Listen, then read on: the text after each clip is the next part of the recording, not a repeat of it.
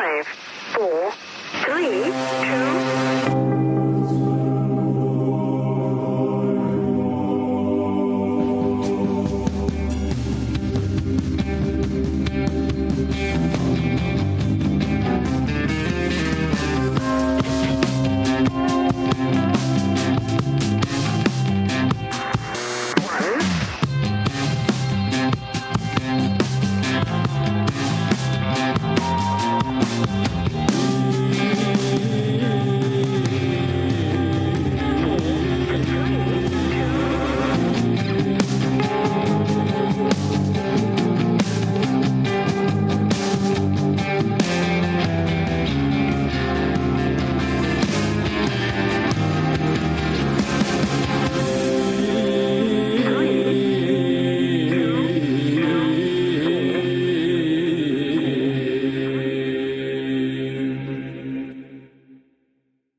Hello everyone, I'm Ben Dixon. I'm the founder and editor-in-chief here at UOJ America, and you're about to watch the very first installment of our new interview series here on the channel. We have already filmed several interviews, and those are now in post-production, and we're hoping to release those in the coming weeks and months, as well as a series of documentaries that we're putting together on a number of topics, which will be available first to paid viewers and then later to the general public. And so we hope that you'll consider supporting our work either through a donation on the website or by becoming a Patreon or YouTube subscriber. Today's interview is with Father Yaroslav Yasenets, who is a priest in the Ukrainian Orthodox Church of the Kiev Patriarchate and a chaplain in the Ukrainian Armed Forces. After the controversial council in 2018, Father Yaroslav was serving in the Orthodox Church of Ukraine under Sergei Dumenko, also known as Metropolitan Epiphanius. But he recently left this structure, citing a lack of faith and piety among the clergy and a hyper-politicization that has seen it turn into little more than a tool for the spread of liberal ideas in Ukraine. A quick but important note for viewers. The Ukrainian Orthodox Church of the Kiev Patriarchate is not recognized as canonical by any local Orthodox church. Father Yaroslav's statements throughout the interview are intriguing and insightful, but it's important to note that they reflect his personal experience as a priest of those structures. As many of you know, UOJ America has covered some of Father Yaroslav's more controversial positions in the time that we've been operating, as have our colleagues in Ukraine. All that said, I want to be fair to Father Yaroslav. In speaking to him both on and off camera, his sincerity was apparent. Clearly, he's a patriot who loves his country, and he's speaking out because he's concerned about the direction that it's going in. It was also clear, at least to me, that he's sincere in his faith and is following it to the best of his understanding in the position that he's in. And so, to be clear, Father Yaroslav's statements are his own. They neither represent the positions of the Union of Orthodox Journalists of America, our affiliates, or anyone here at UOJ-USA. I hope you'll join me in praying for the safety of Father Yaroslav as he carries out his duties at the front, for a swift and just end to the war in Ukraine, and for a healing of the schism and the pain caused by the persecution.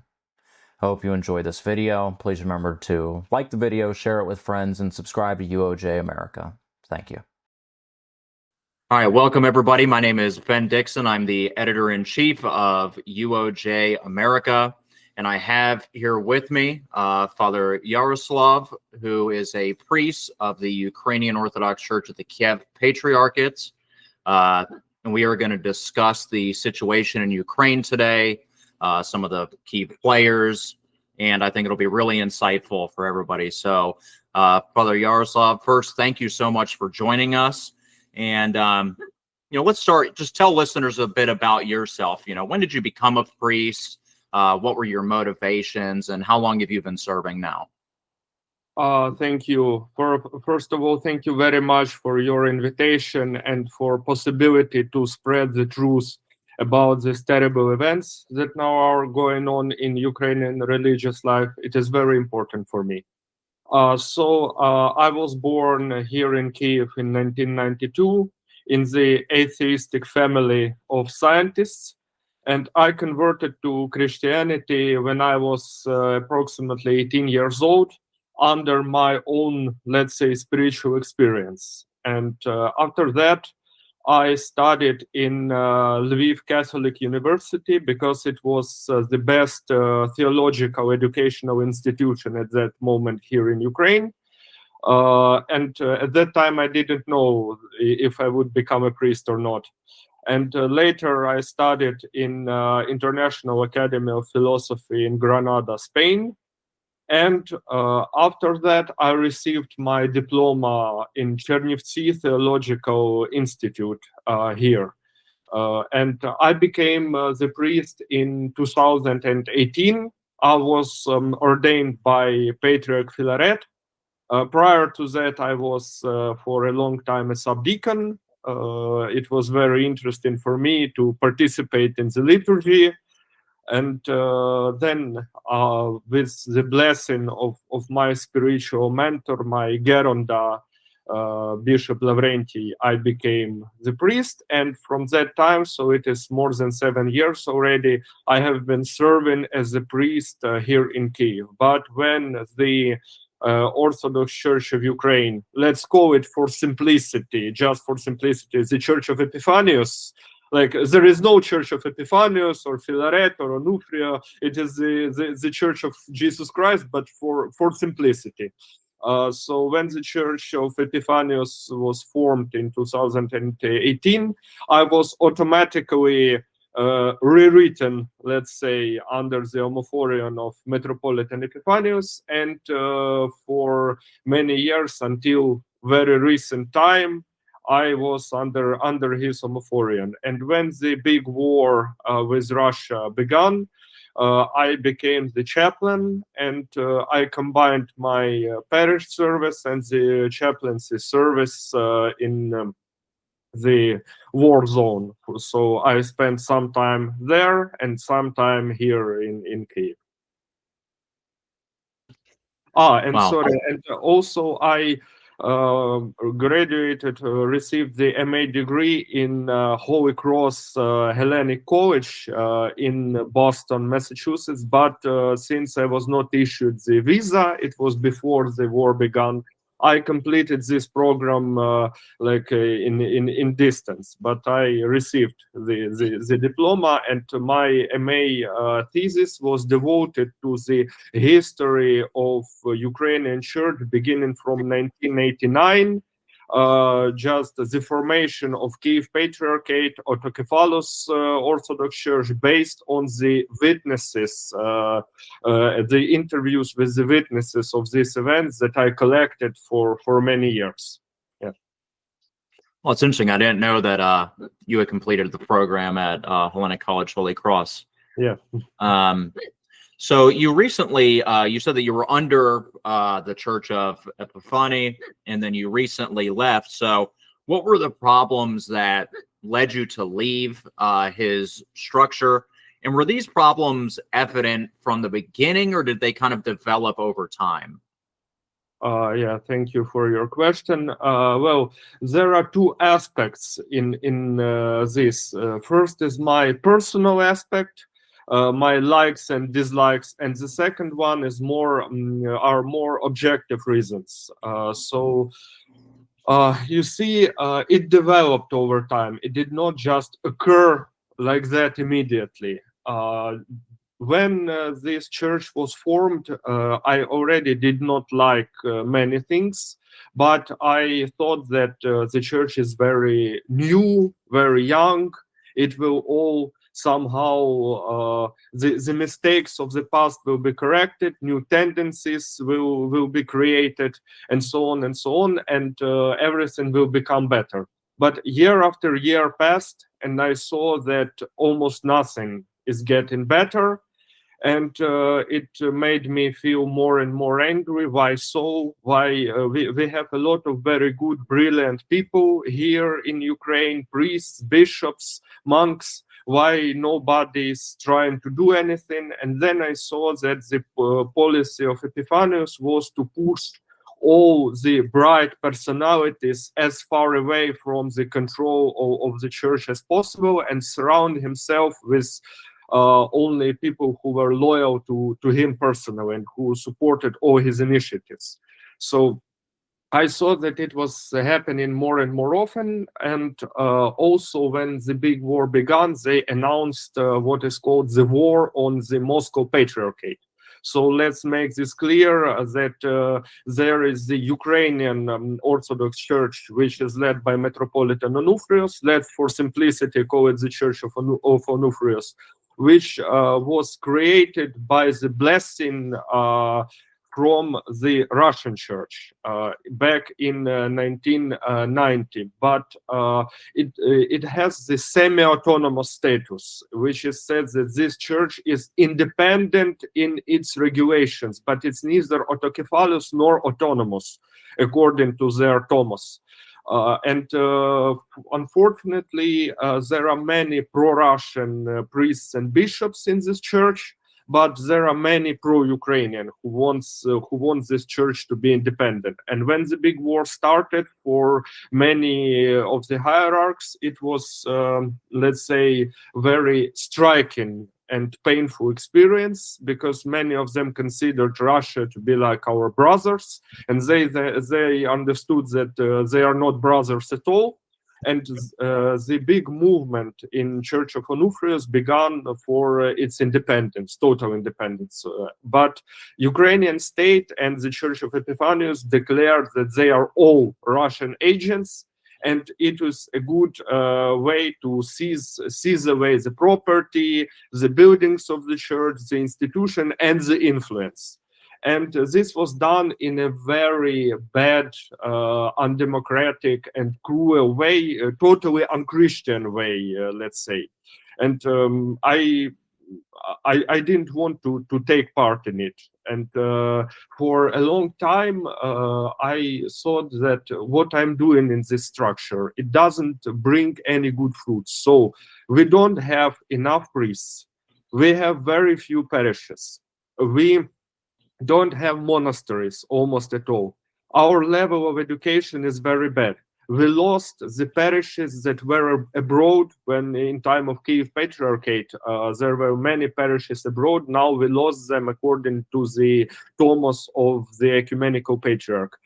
So we did not gain anything, and the Church of Epiphanius, it is rather dependent on the Ecumenical Patriarch. And of course, that this, let's say, patriotic element in this church, it's not quite patriotic. It is just serving the interests of current Ukrainian ideology. So we are basically doing the same as the church in Russia is now doing, serving Putin's regime. Just here, the Orthodox Church of Ukraine is serving the current president and the current policy. But you see, Ukraine now chose the vector of liberalism, the European liberalism, the liberalism of Democratic Party of the United States, which I dislike very much because it's totally unchristian. And so Epiphanius and his loyal hierarchs, they also support that.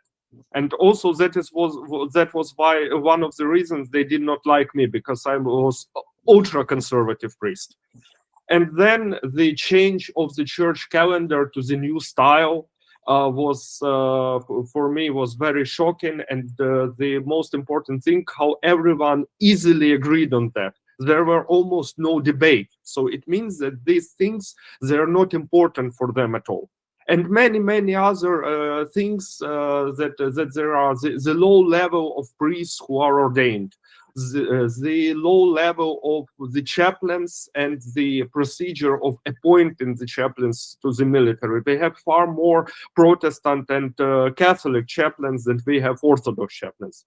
And these attacks on the Church of Onufrius, which are very violent, and which destroy the reputation of Epiphanius and his church abroad, and also how they their attitude towards Patriarch Philaret, which is a separate topic, but generally Epiphanius just betrayed Philaret, who was his teacher and who gave him everything. And these liberal tendencies that they say they have to support the European choice of Ukraine, European meaning they join to the European Union, and many other things. It will be for a long time to list everything. I made a video about 2 hours describing everything that happened. But these are the main reasons, and the most of all, that it did not get better year after year. It only got worse. And one day I understood that I have to excuse myself in front of my consciousness and in front of God. Why am I participating in this structure? And that was the reason that I decided to leave, to break up once and for all. Wow, yeah, you covered a lot of, I think, really important points here. And I want to kind of dig into kind of each one of them. So I think it's important for especially Americans to kind of understand what's happening on the ground, because so often Orthodox news in America is tied to a jurisdiction. So it's very filtered. And so what we are trying to do is present an independent voice and hear out kind of both sides. And so I want to start, you have spoken in the past and just now about the low level of theological education, and that the OCU Epiphanes Church kind of ordains anyone and everyone, including priests who hardly know the creed. Yes. Why do you think they do this? I guess that's kind of what I'm trying to wrap my mind around. A lot of us, we see videos of priests who don't even know how to make the sign of the cross. Yes, yes. Why would they do this? That priest you are referring to, he is actually a professor in the Kiev Theological Academy, the main educational institution of Epiphanes Church, you see. So I believe that the problem is that very few people want to become priests in this church. Very few people wish to serve, and they have no interest in theology, in deep theology. Many priests want to be like, they want to become, to get a parish, to have a stable place and to have financial support. Because if you have a good parish here in Ukraine, it's not like in the United States. When you have a good parish here, you can supply yourself and you can get enough money, and sometimes you can even be a rather rich person here in Ukraine. So yeah, it is possible, but only if you are loyal to the system. If you are very loyal, the system will appoint you to a wealthy place. But they have no deep interest in theology, and they don't want actually to conduct some kind of research, to create great works in theology. We can compare, for example, the topics of the conferences in Kiev Theological Academy and St. Vladimir's Seminary of the Orthodox Church of America. We can compare, and there in an unorthodox country with very low financing of the church and very low and no support from the state. Here we have the full support. There is no support from the state. The level of education is much better, and the level of the conferences in Ukrainian Theological Academy, professors don't have the publication in Scopus. Can you imagine? Those who are doing PhD and the professors, they don't have this kind of publications in any true educational institution. That would be impossible. And also we need like lots of priests to fill up the empty churches.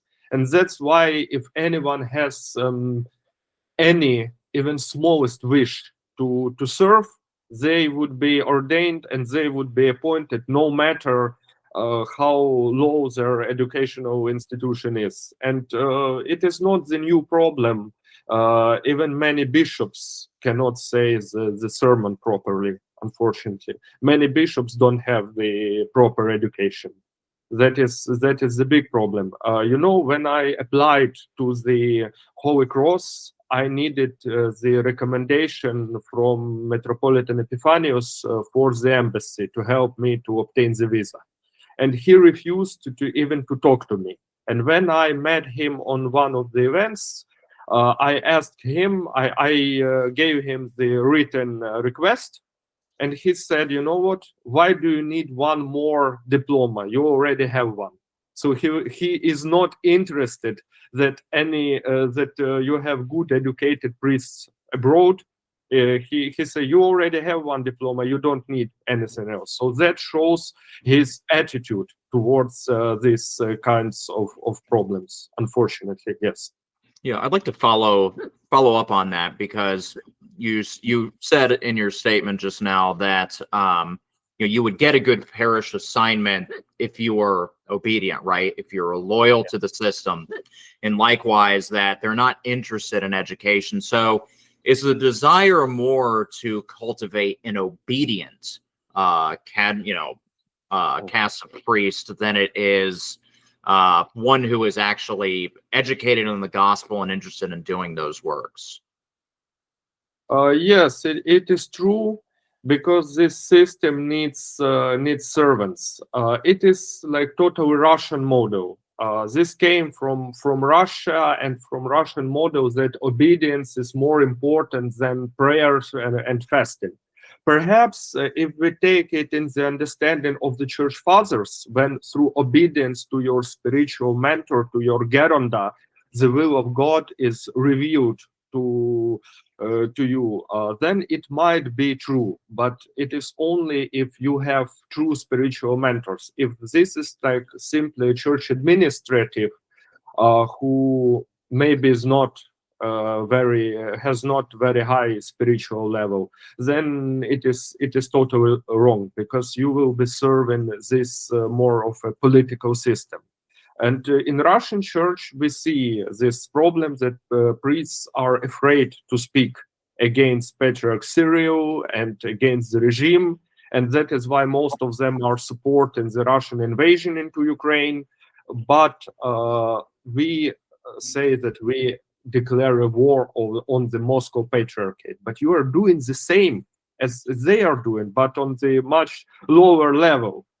So it is not the true obedience to the will of God. It's just the obedience to this administrative hierarchy. And that's the problem, I believe. I was always obedient to my spiritual mentor, who his words, his advices meant a lot to me. I was always obedient to him. The only thing when I broke up with his advices and orders was when I decided to leave the structure of Epiphanius, and he remained loyal, because he is like a true monk. So he said that I will remain loyal to him. But I said I cannot stand it anymore. So that was the only time. But I'm sorry, maybe it's my pride, lack of humility, but when I see what Epiphanius and his followers are doing, I see that it is not true, and I cannot be a part of this. Yeah, Epiphanius, he claims a sincere desire to unite Orthodoxy in Ukraine, but very clearly in reality, his actions are furthering the divide and kind of pushing things away from any type of authentic reconciliation. Would you say that being considered based on his words versus his deeds, is he setting the agenda for the church, or is somebody else really kind of setting the pace for how his church acts and functions in society? Yeah, thank you for this question. I believe it's a kind of very complex situation. Because you see, on one hand, Epiphanius receives certain orders from the state, from the president and from the followers. They want to have only one, as they say, national church. It's not about Orthodox or Catholic or anything else. They want to have a national church. Exactly like they have in Russia. They have very strong Orthodox Church in Russia, and they want to have something similar in Ukraine. But since in Ukraine, the Western Ukraine is under Unia, Greek Catholic Church, and there are lots of Protestant denominations.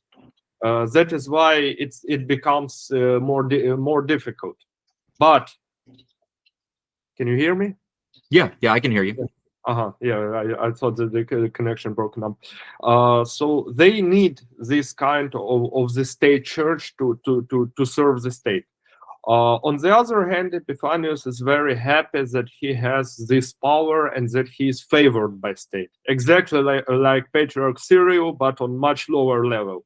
And he doesn't want to lose his power, because if any true unification occurs, for example, let's imagine that Metropolitan Onufrius and his surroundings agree to conduct a new council to unite. There would be more bishops from the side of Onufrius than from the side of Epiphanius. And of course, their majority would elect their leader, their metropolitan, the one they would want. And Epiphanius and his followers would lose their positions. Of course, he doesn't want to do that. On the third, the Patriarch of Constantinople now, I think that he regrets that he granted this Tomos to Ukrainian Church, because he told Epiphanius that I gave you this Tomos to unite the Orthodoxy, and you are dividing it. And after that violent seizing of the church in Cherkasy, the big church which was seized and attacked very violently by followers of Epiphanius, when Patriarch Bartholomew viewed this video, he gathered an important synod of his church, and they even discussed the possibility to take the Tomos away. But at the end, they said that it would strike their reputation very heavily, because like we first gave this Tomos, now we are taking it back. It doesn't look serious enough, and the whole world will make fun of us. So they decided to leave the Tomos to the Epiphanius, but they were very concerned about it, that he is not uniting the Orthodoxy, but dividing it. And that is why there is tension, of course, between Epiphanius and Patriarch Bartholomew. And I believe that Epiphanius is now, he's angry and he wants to fight for his ideas until the end. So I believe it is a rather complex situation. And of course, the liberal influences from the West that say that Epiphanius Church must not be very radical. It must be liberal. It must be open. For example, as we see the Autonomous Church of Finland, who concelebrated with Epiphanius, they declared that this gay community must be included into the church, which is exactly against the Orthodox canons. And this is the way Epiphanius is heading. So it is a very complex situation, and I believe that his personal desire to remain in power he will do everything to postpone this unification. Interesting. Yeah, I do want to touch on the liberal aspect here shortly, but before we move on, mentioning Constantinople and the church seizures. One, how are these seizures perceived within the OCU itself? How are priests like Roman Grishuk and Nazare Zazansky, how are they viewed by other clergy, by the faithful? How does that work? Well, they are viewed as very good people, efficient organizers, and very big patriots. They, for a long time, they received their mitras, their crosses with decorations, all these church awards, and they also receive big money from their sponsors. So they don't need anything as long as they are loyal, as long as they are favored by the system. They receive rather big financial amounts. I can say that because I see what types of cars they are driving. Simple people and simple priests in Ukraine cannot afford such types of cars. And there are also other priests who are organizing these seizures and attacks on the church. There is priest Ioan Chokaluk, who is said to be the close relative of Metropolitan Epiphanius. There are several other priests, and for them, Orthodoxy doesn't matter. Only this patriotic agenda is the only thing that matters. There is a priest, Serhiy Dmitriev, who is a chaplain, and he is considered like to be like very important and patriotic chaplains. And when he was interviewed by a journalist, Yanina Sokolova, also the great patriot of liberal Ukrainian media, in their conversation, they said that in the Church of Onufrius, there is no like Holy Communion. So they said that they think, I'm sorry, but I have to quote this, if they eat some trash from the spoon, it makes them holy. You understand what they were referring to. So these priests say that their church, the Church of Onufrius, is not the real church. But then I ask them, when a priest joins from Church of Onufrius, joins the Church of Epiphanius, he is not reordained. According to the dogmatic theology, their ordinations and their sacraments are recognized here. How can you say such things? There was one priest from Odessa diocese, I have that video in my archives, who said that churches of Onufrius, like the church buildings, they are nothing more than public bathrooms. Can you imagine that? So they don't need Orthodoxy. They need. It's kind of weird to steal public bathrooms, then, huh? Yeah, they don't need Orthodoxy. They need a patriotic structure. And the chaplains, not all, they are very good chaplains, but unfortunately, many chaplains who are like popular, they are used to seize the churches. So they bring a couple of warriors from the front line, very patriotic warriors. They come and say that we are the warriors who defend Ukraine, who fight against the Russian aggression. And here we have a hub of Russian agents of influence, and we have to drive them away. And then with the help of police and the help of local authorities, the fights begin. And if the local church community cannot gather enough people to defend themselves, usually the church building is taken away. And then this thing may be taken to court, but usually, since the courts are very corrupt in Ukraine, usually the decision remains with this national church. So it shames the institute of the chaplaincy altogether, and this shames their priesthood. So you can understand why I could no longer consider myself to be a part of them. So these are indeed the terrible things that are happening here. So our patriots, of course, I'm a patriot myself, and I love my country and I love my nation, and I am also taking part in this war. But I believe that the Orthodox faith is more important, and that is why I would never say such things. For me, an honest priest from the Church of Onufrius, I consider him my brother, and we have actually good personal communications with several of their priests and even bishops. So that is why. Yeah. How aware is Constantinople of the church seizures? Obviously, at this point, they're aware of situations like in Chernivtsi, but I know when we have tried to reach out to Greek hierarchs, they've said, "Oh, well, these are fabricated videos; these are exaggerations." But in your telling, this is something that they're not only concerned about, but they've considered rescinding the Tomos even. So how aware are they, and have they tried in any way that you're aware of to rein in some of these actions in any way?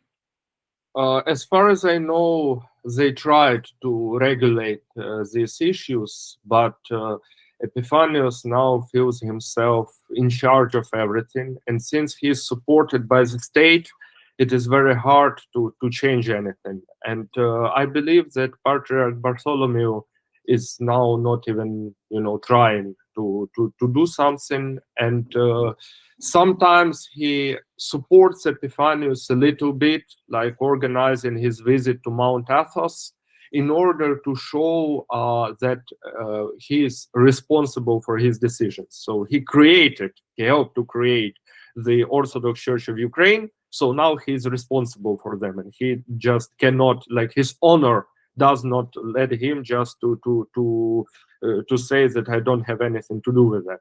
And honor or pride. I believe that he maybe he prays and maybe he hopes that this situation is going to change. But I know that he and many bishops are not pleased with this matter.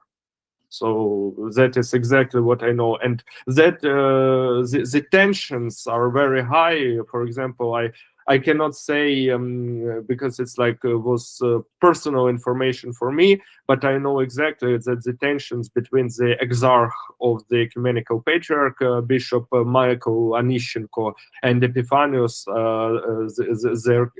their relationships are very hard.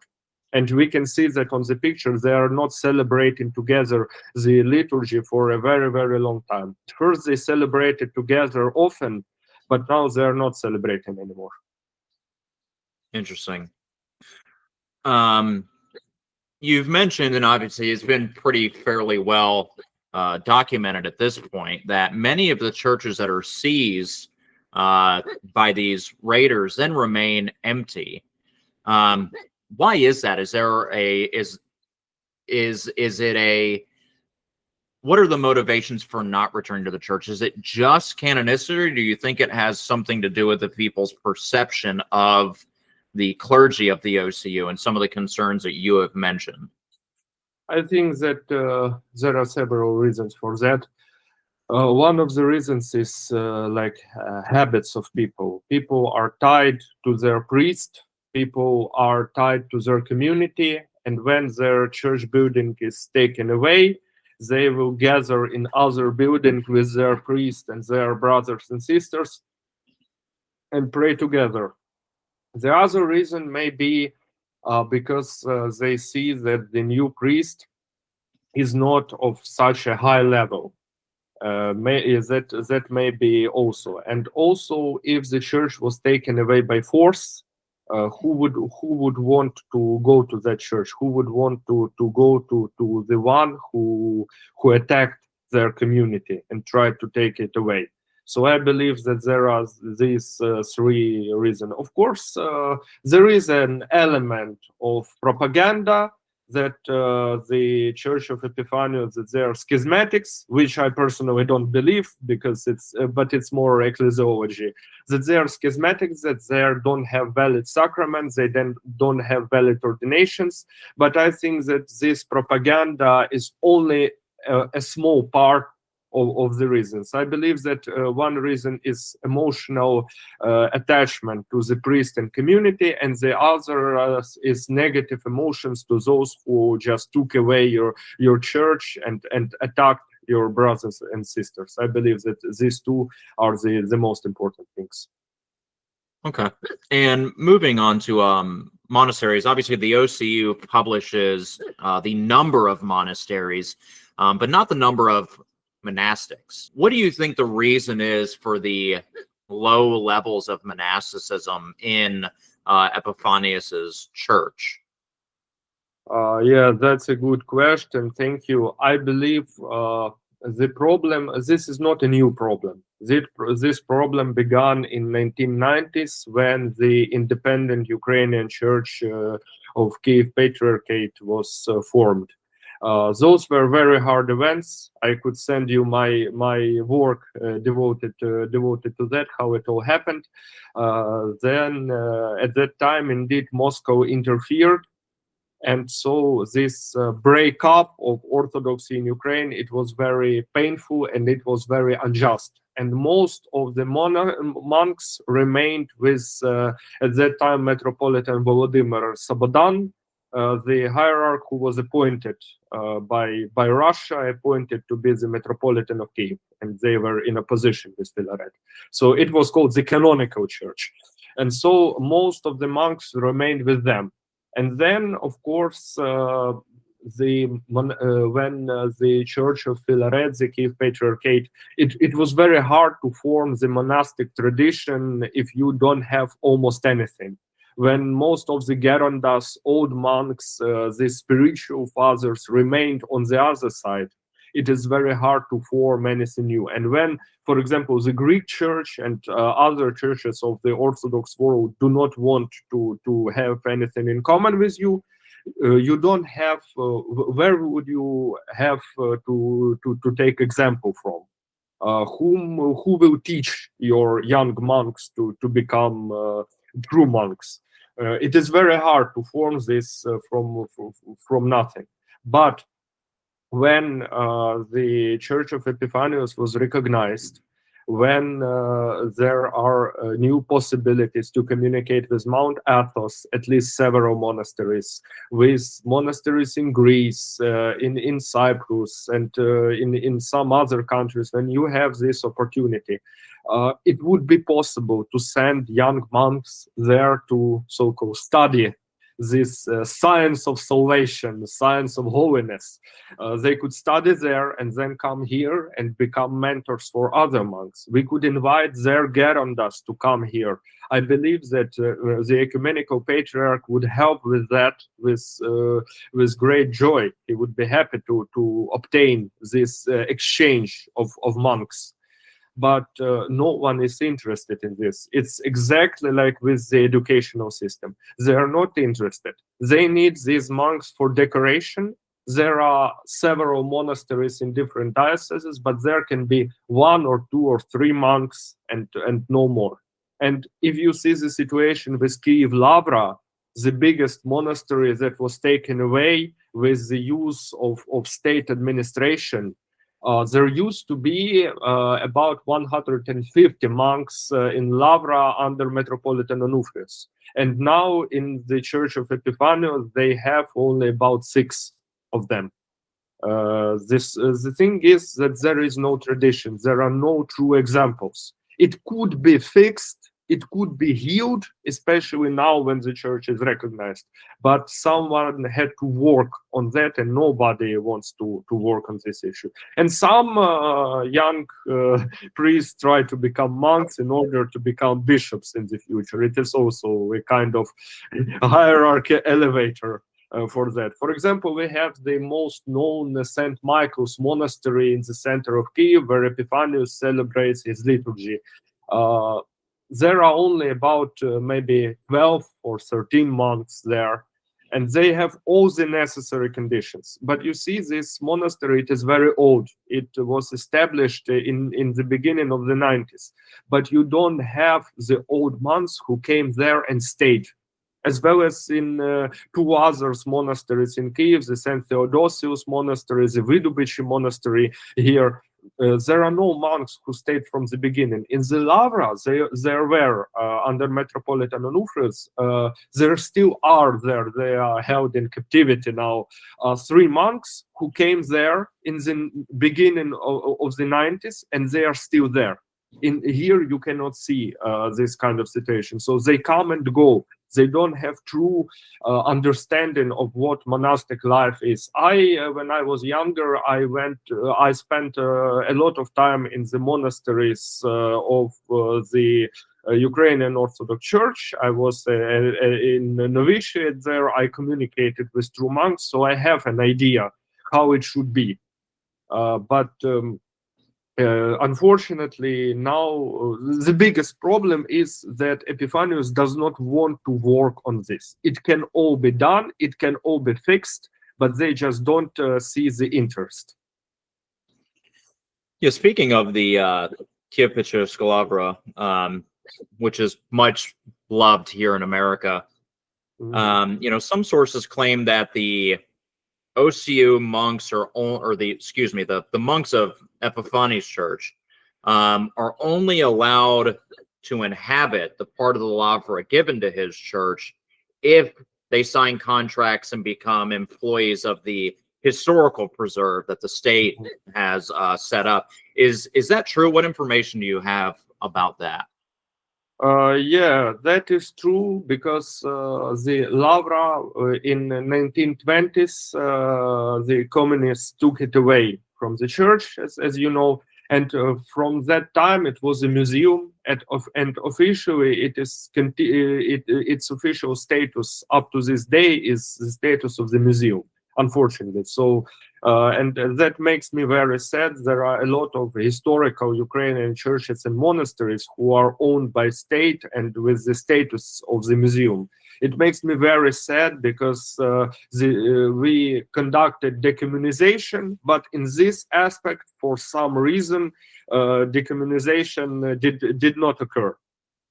But these new monks, I don't know if all of them signed the contract in order to live there, but I know that most of them are official employees of the museum, and they are doing some kind of work there for the museum to receive the salary, to have some money for their own needs. Perhaps you can be a monk inhabiting there without the contract, I'm not sure. But I know that most of them are employed officially by state. And it's a very small number, you said. Do you have an exact number, or? I think it's 6 monks. There used to be 7 of them, but one of them left. I'm sorry, not a long time ago. He said that there is no true monastic life and he doesn't want to participate in that. He is my good friend. I know him for a long time, so he left. And when they are making pictures of their services, most times they're taking pictures only of those who are celebrating and not of the people. And sometimes if you see independent pictures, you see that there are the amount of people who attend the services is very, very small. And in Lavra, under Metropolitan Onufrius, as it used to be, even on weekdays, there were lots of people in the churches, even on the weekly liturgy. But on Sunday, they had about 8 liturgies in different churches throughout Lavra, and all these churches were filled with people. And now they are having liturgy only on Sunday and on big feasts. And there are about maybe from 50 to 70 people average present there. Wow, that's a huge drop. Yeah, that is very sad. And actually, I don't know. Well, this also can be fixed. There are ways to draw people to come to Lavra, to the services, but you have to work on that. You know why the Greek Catholics in the Western Ukraine have lots of people who are coming to their churches, and they're having many institutions, including the educational, publishing institutions, and so on, because they are working all the time. They are finding money, including from abroad. They are sending specialists, like sending people to become specialists abroad and then come here and promote something. They are working. And in the Church of Epiphanius, they think that if we receive the Tomos and now the state are favored by the state, everything will come by itself. It won't. You have to do something. You have to gain it. Patriarch Filaret, for 30 years, he was working, he was building churches, he was earning money for church needs. He was himself translating church literature, the liturgical literature and the theological literature. He was translating it by himself. He was traveling throughout Ukraine. He was preaching. He found contacts with different politicians, pro-Ukrainian, pro-Russian, pro-American, very different politicians. He was friends with President Clinton. So a lot of things he tried to do. And he built the church that was rather big and rather strong. And Epiphanius, not only he did not promote it and develop it, he lost a lot that was built by his predecessor.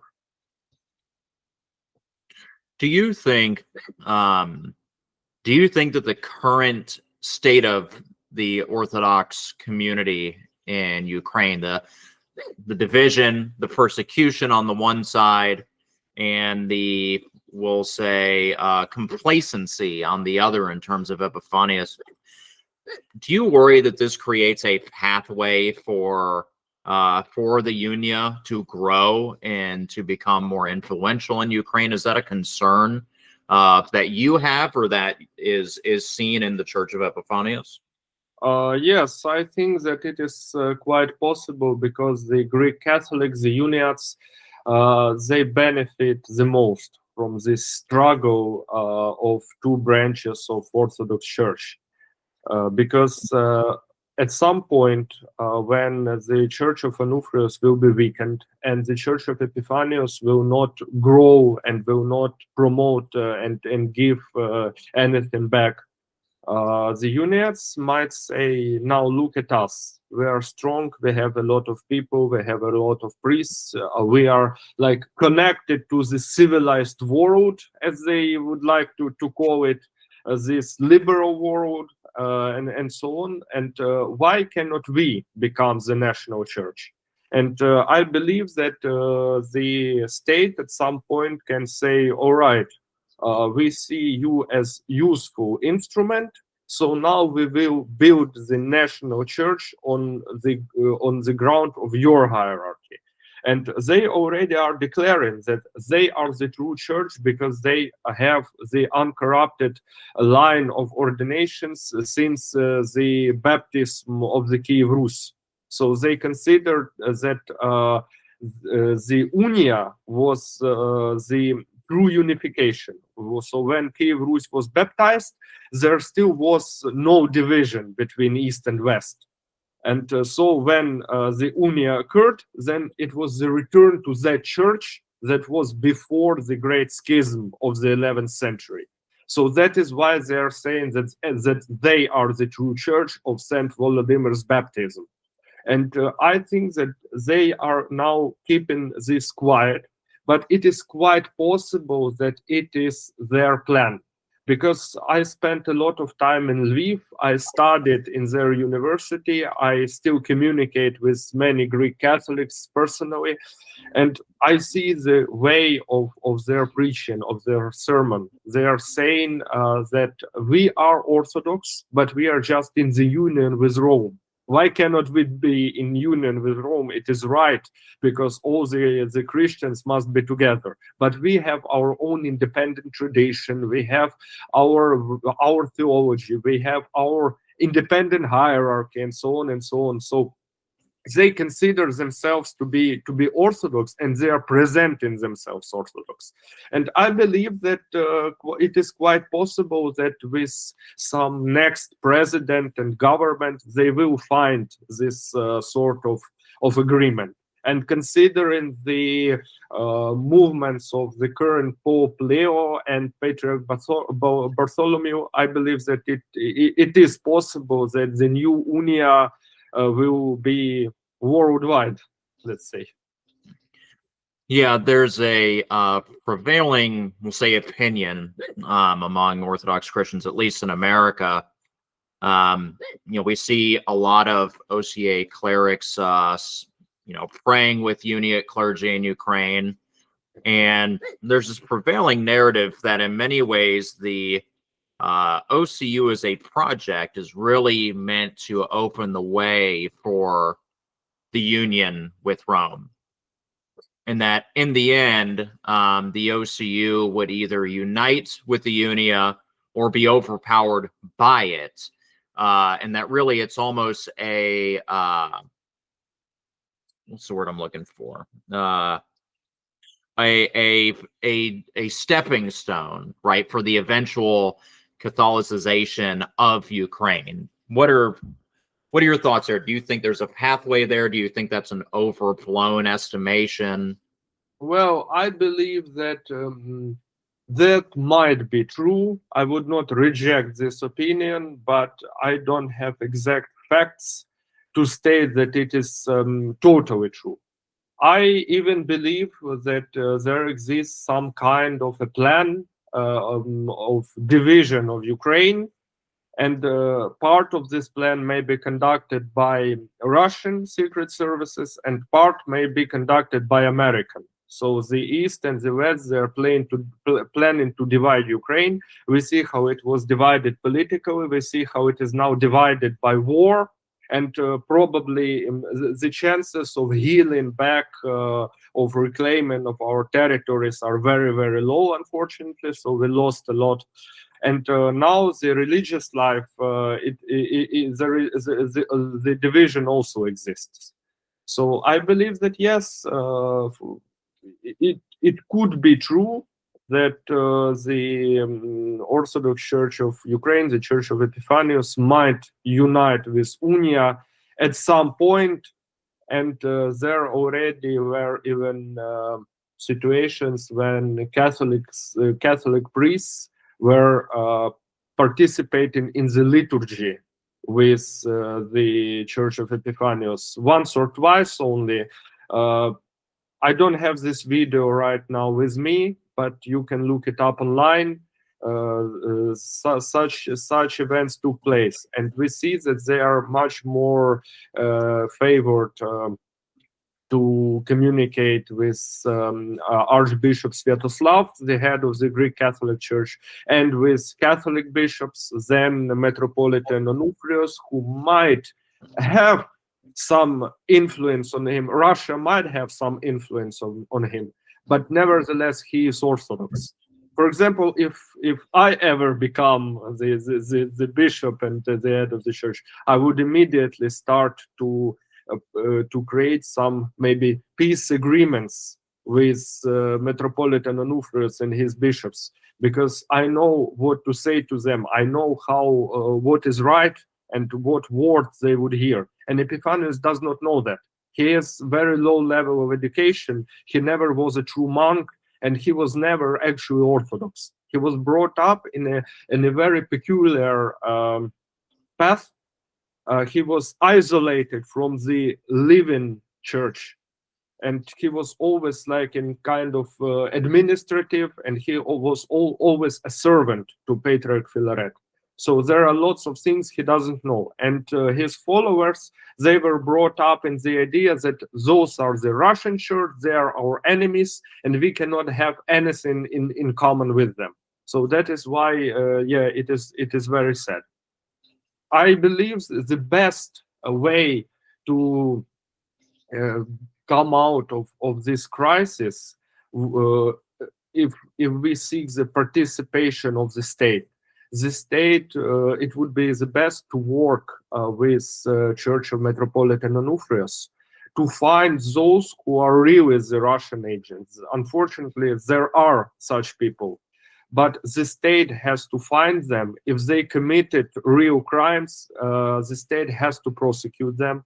They have to face trials, they have to be imprisoned or sent away to Russia in exchange for our prisoners of war, for example, as it happened with Metropolitan Yonafan Yeletskich, who was exchanged for our soldiers who were captive. And then when the Church of Onufrios is cleared from the real agents of Moscow, then a unification has to be proposed, but then this unification must be true. If they have more bishops, then they can elect the one they want. And their institution, monasteries, parishes, educational institutions, they will remain Orthodox, and they will be for the good of Ukrainian nation. Then only then the one true Orthodox Church can be created here. Do you think it's possible after the war for Moscow and Constantinople to come together for such a reunion council? Do you think the participation of both is necessary? I believe that what concerns Moscow, it cannot be trusted. It is a criminal regime. Putin is a war criminal, and he has to be condemned by the world, and including by the United States. For many reasons, I like President Trump, but the thing I don't like about him is that he's like playing with Putin. He's not opposing him the way he should be. So I believe that the Church of Onufrius, they have to declare their independence from Moscow. If they want to be Ukrainian church and viewed as the Ukrainian church, they have to declare it. And then they will receive the assistance of Constantinople and of the Ukrainian state. And then on this basis of the true church who brings the true fruits of Christianity, the Orthodoxy of Ukraine can be healed.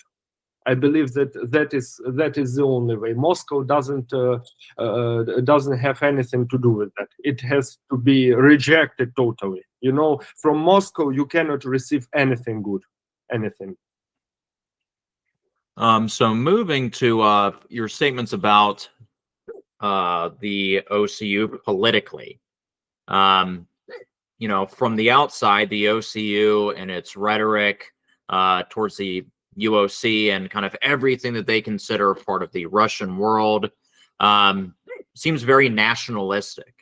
And you've touched on how many of their priests are very, you know, hardline patriots who want to seize churches and this and that. And yet you say that they are liberal, and we do see elements of that. So how do you reconcile that? Is there a nationalist element and a liberal element within the OCU? Are they somehow combined? How are they liberal and at the same time a nationalist kind of movement? Yeah, thank you. It's a good question.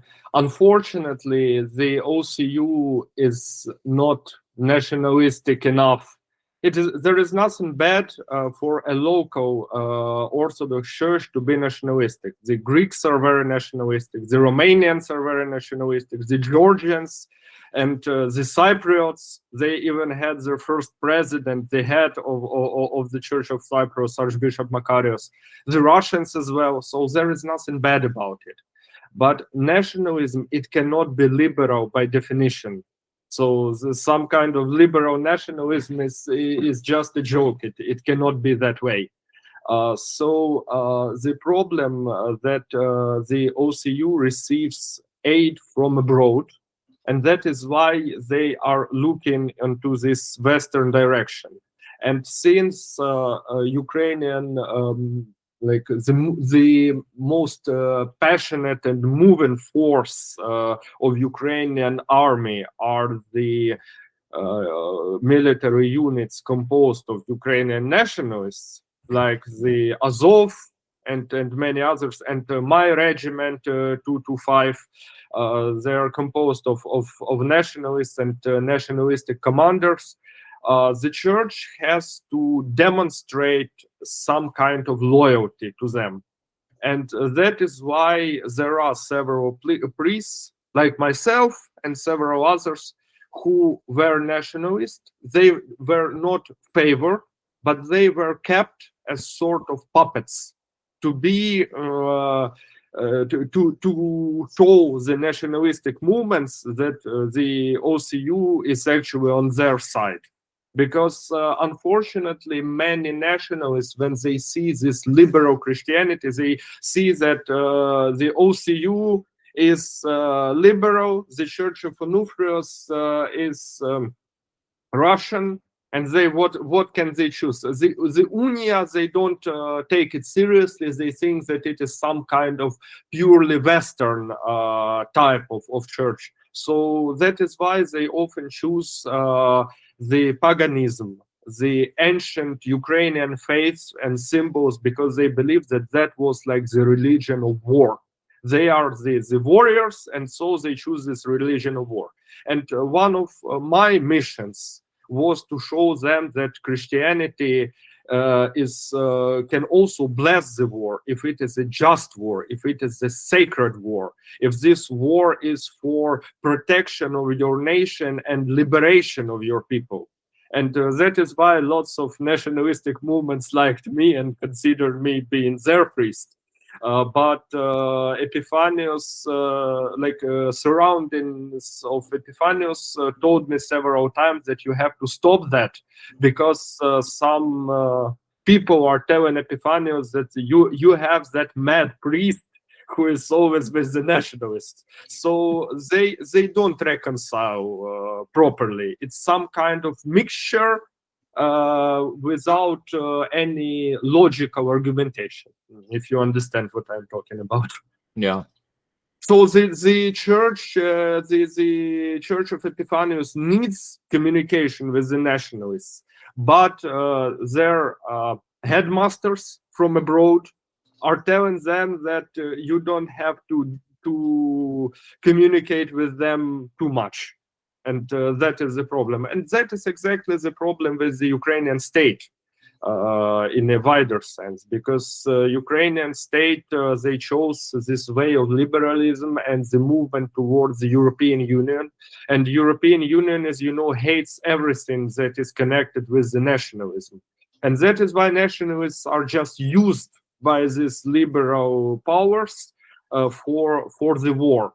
And after that, they will be rejected. It would be good if not imprisoned, but they would be rejected. They would be thrown on the side of political and social life, unfortunately. I believe that that is what will happen. Yeah. Well, and if we're being frank, the EU not only hates anything nationalistic, but anything Christian. Yes. The only time they appreciate Christianity is when it backs up their leftist ideology and when it goes along. And so I wonder if Epiphanius understands that he's what Stalin would have called a useful idiot, right? Somebody who is going to help him implement the agenda, but probably be killed in the end, right? He'll be pushed out. I don't think he will be killed. Well, I mean, proverbially, not really killed, but just that he'll be pushed aside, right? Once he's no longer of use. Yes. Because the only reason they favor the OCU and not the UOC or the Kiev Patriarchate is because it's willing to push this LGBT agenda, like the Finnish church and this pluralistic, well, we need to pray with Muslims and Jews and everything else, right? Because at the end of the day, the state is the ultimate religion. Yes, you are quite right. I am not sure if Epiphanius understands this, because actually he is not very intelligent or very well educated. You can listen to his sermons. I believe many of them are translated, or they can be translated by AI. They are of very, very low quality, at least for me. So I'm not sure if he understands that. I believe that he is happy with the position he received. So now he is the head of so-called national church. He is favored by the president and Ukrainian government. He is invited abroad. And I believe that later he will receive some kind of honored retirement in a big mansion with enough money to just live, have a beautiful life that he likes. He actually likes pleasures, he likes richness, and so on and so on. He's a little bit like Patriarch Cyril. He sounds like some of the Russian bishops we know, right? Yes, exactly. But he's a little bit like that, so he likes that kind of stuff. But I believe that they don't understand Epiphanius and his hierarchs. They don't understand the grave danger of these liberal values, anti-values. Let's say they don't understand that it will destroy Ukraine. And they don't believe that everything that is actually Ukrainian will be swept away. Because before the big war started, there were a lot of nationalistic movements here in Ukraine. I participated in some of them. And the state propaganda did everything to portray them as criminals or as something very dangerous elements who don't let Ukraine to join the European Union. And also the state propaganda always said that they are working for Russia. They're financed from Russia. So we have the enemy, and then this enemy finances the Ukrainian nationalists in order to stop Ukraine from moving into the European Union. And the big problem is that good nationalistic and conservative movements in Europe, they are under Russian influence, because for many years Russians did not sit there and do nothing. They used their secret services to influence the nationalists in Europe. Like, why Hungary is now supporting Russia? Because among their conservatives, Russian agents were influencing them for a very long time. The same with Serbia, the same with conservative movements in Germany and in France. And I am in communication with the aristocratic families in Europe from Austria, and they are viewing Russia as some kind of place of salvation from this European liberalism. And I'm telling them, so come on, it is not true. Russia is not what it seems. You can go there, live there for a year, and you will see it yourself. Russia is not what it seems. So conservatism and Christianity is what will save us, but it has nothing to do with Russia. So you say that Russia is so conservative. Abortions are officially allowed in Russia. They have strong leader Putin, who is calling himself Orthodox and the guardian of the values. And he has so much power that he can allow or prohibit anything by just his one signature. Why does he allow abortions to exist in Russia? So that shows that there is nothing truly conservative and nothing truly Christian in Russia. It's just the way they want to seem. But yes, in Europe, such an idea exists, and that is why in Serbia, Serbian church, they are very favoring Russia. Part of Greece, part of Cyprus, they are also looking toward them. The Church of Poland, they are suffering under the pressure from the Roman Catholics. So Russia sometimes they give them money, sometimes they give them ideas, but yeah, that is a big problem. Yeah. Well, that concludes our questions. I want to thank you, Father Yaroslav, for coming on and giving us and our listeners a chance to learn more about the situation in Ukraine. We're very grateful, and we hope that God will continue to protect you as you carry out your duties as a chaplain at the front. And then at the end of all this will be a just peace for Ukraine, but also peace in the church, which is more important than anything at the end of the day. So thank you so much for your time. Yeah, thank you. God bless you.